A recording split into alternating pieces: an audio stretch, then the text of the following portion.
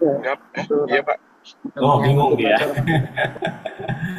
Oke Iya Pak. ya, jadi itu salah satu contoh Astra. Tapi kalau kita lihat yang di asing misalnya GE ya. GE itu perusahaan yang culture-nya itu sangat menghargai hasil. Ya, apapun yang menjadi output seseorang itu dihargai dan orang harus memiliki output. Semua orang itu harus ada outputnya. Jadi kalau outputnya tidak dibandingkan dengan orang lain itu ada di bawah, oh, orang nggak direspek. Ya, sehingga sampai di sana ada budaya 2 out of 10. Jadi kalau dari ranking 10, 2 terbawah itu harus dihilangin, ya.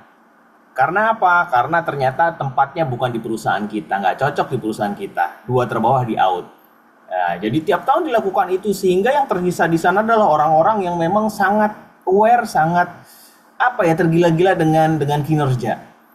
Salah nggak? Nggak salah. Ya itulah culture yang mau di apa namanya dikembangkan. Ya Astra salah nggak? Apa namanya sangat concern terhadap proses yang nggak salah.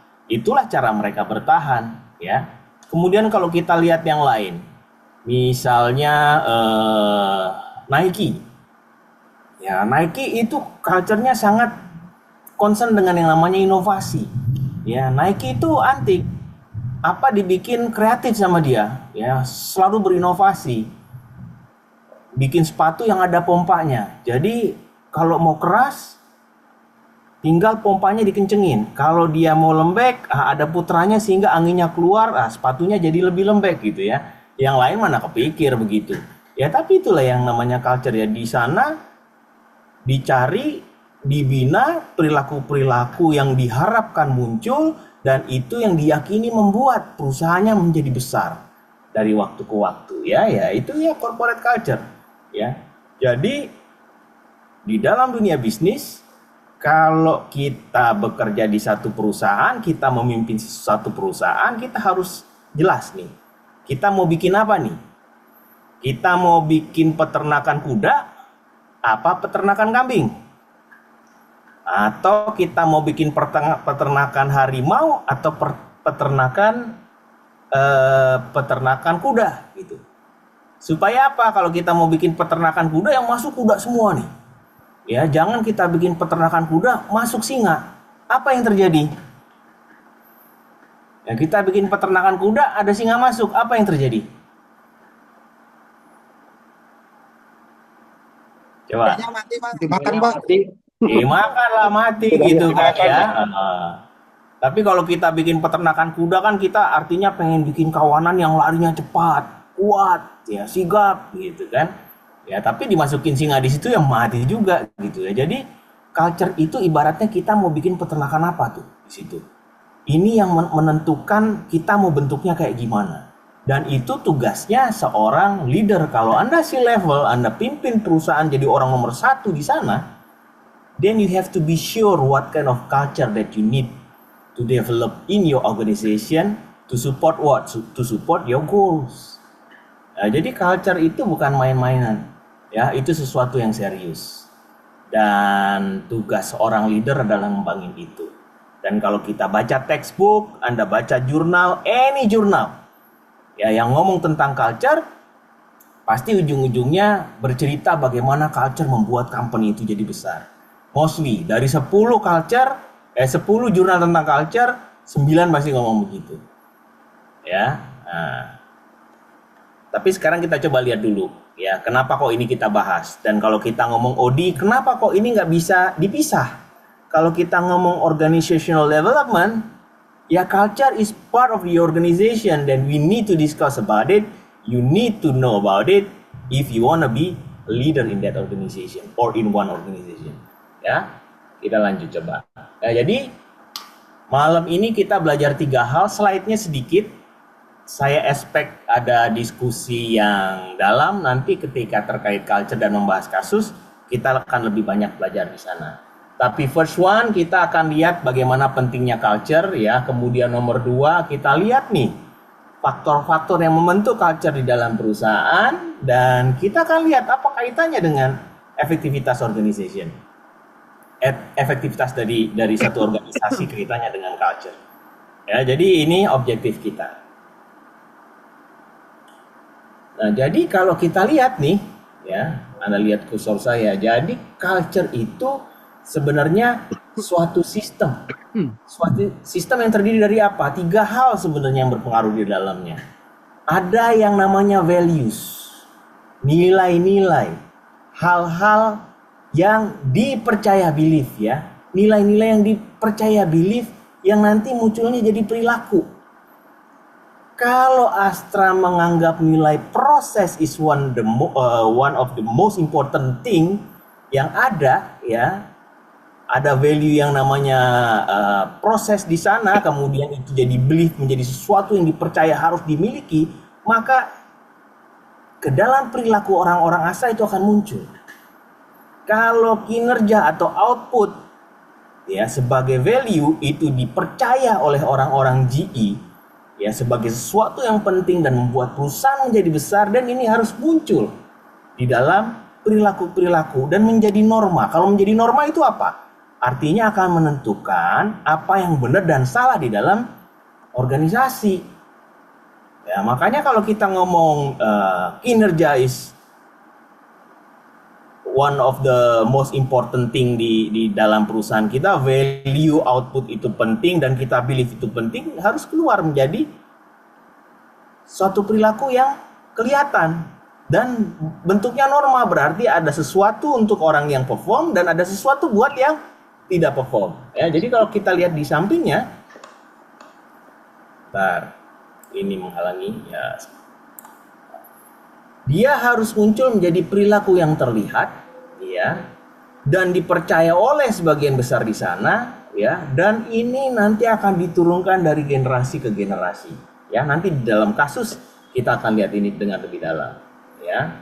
Jadi kalau kita ngomong values itu adalah belief, filosofi ya, yang dipercaya untuk menggerakkan suatu kelompok orang ya, yang menjadi penentu benar atau salah ya, dan keluar sebagai bentuk perilaku yang kelihatan ya. Nanti Anda bisa lihat di dalam kasus yang akan kita bahas bagaimana peran seorang leader di dalam menumbuhkan culture di dalam satu perusahaan, dan akan ada lihat dampaknya.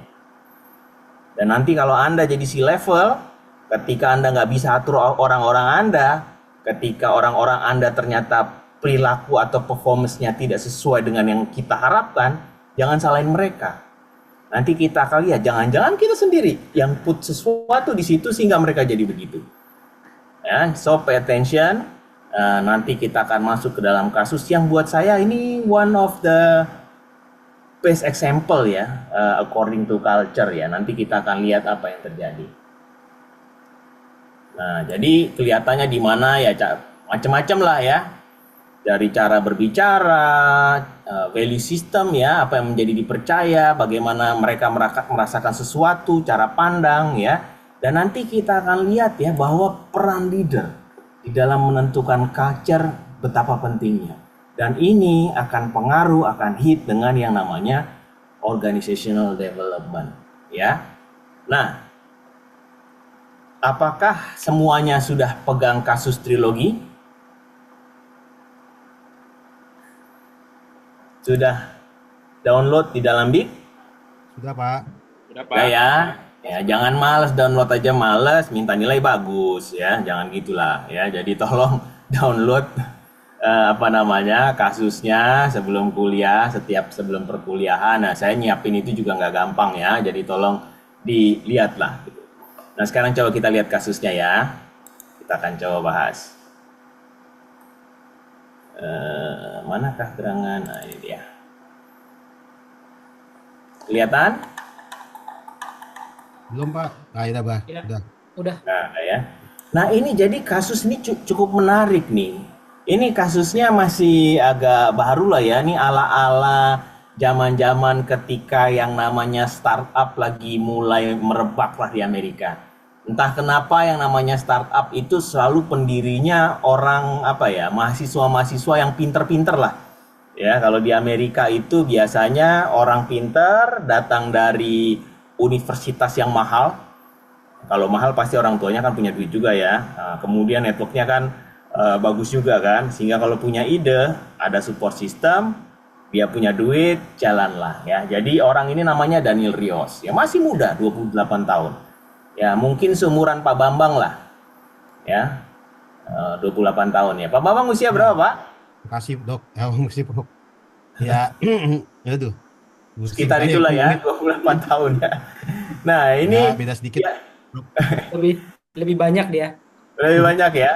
Nah, dia baru lulus, kemudian dia belajar ilmu komputer di Stanford, ya. Jadi ini temennya Pak Anin nih, Pak Nindya Bakri itu kan lulusan Stanford ya. Ya saya kayak nggak tahu kenal apa enggak, tapi at least satu alma mater lah ya.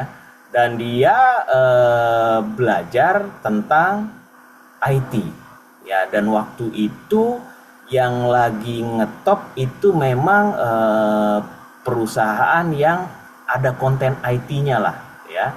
Meskipun ternyata dia apa namanya punya ide itu dan didukung beberapa temennya, tapi nanti kita akan lihat yang menarik sebenarnya bukan bisnisnya. Yang menarik dari sini nanti Anda baca adalah bagaimana dia memperlakukan karyawannya. Sebagai perusahaan yang baru berdiri, ya perusahaannya cukup sukses, bikin software gitu ya, entah security entah apa gitu ya, dia bikin software sukses, tapi nanti kita lihat cara dia men-treat karyawannya berbeda dengan perusahaan lain. Jadi nanti Anda baca kasus ini ya, bagaimana dia mendirikan perusahaan dan memimpin perusahaannya, how they treat their employees, dan kemudian nanti Anda jawab dua pertanyaan ini. Ya, dari situ nanti kita akan belajar tentang culture. Ya. Nah, karena seperti biasa ini gratisan dan saya kesulitan kalau pakai yang gratisan ini untuk membagi grup, maka saya akan pindahkan kelas ini ke Zoom pribadi saya sama seperti minggu lalu. Jadi nanti kita pindah ke sana, saya akan bagi grup. Di dalam grup Anda baca kasus ini dan jawab pertanyaan-pertanyaannya secara grup. Pak. Apakah instruksinya cukup jelas? Jelas Iya. Pak, tapi grupnya yang kemarin lagi Pak ya? Grupnya ya nanti saya atur apa namanya otomatis lah, nanti grupnya yang ngeset sendiri, Zoom-nya yang ngeset sendiri. Izin Pak, kalau misalnya tetap di Zoom ini aja gimana Pak? Kita pakai breakout room yang kosong-kosong gitu Pak? Sorry nggak terlalu jelas saya dengar. Gimana ulangi? Kalau pakai Zoom ini aja gimana Pak? Ya nggak bisa lah. Nggak bisa. Kalau di sini saya breakout room-nya kan nggak bisa di-set sebagai grup. Jadi nanti saya taruh link-nya di dalam apa namanya di dalam WA group, Anda join di sana, baru nanti di sana di-set. Gitu ya. Oke. Oke, saya dismiss kelasnya. Nanti kita kumpul kembali di Zoom pribadi saya. Oke? Oke, Pak. Thank you.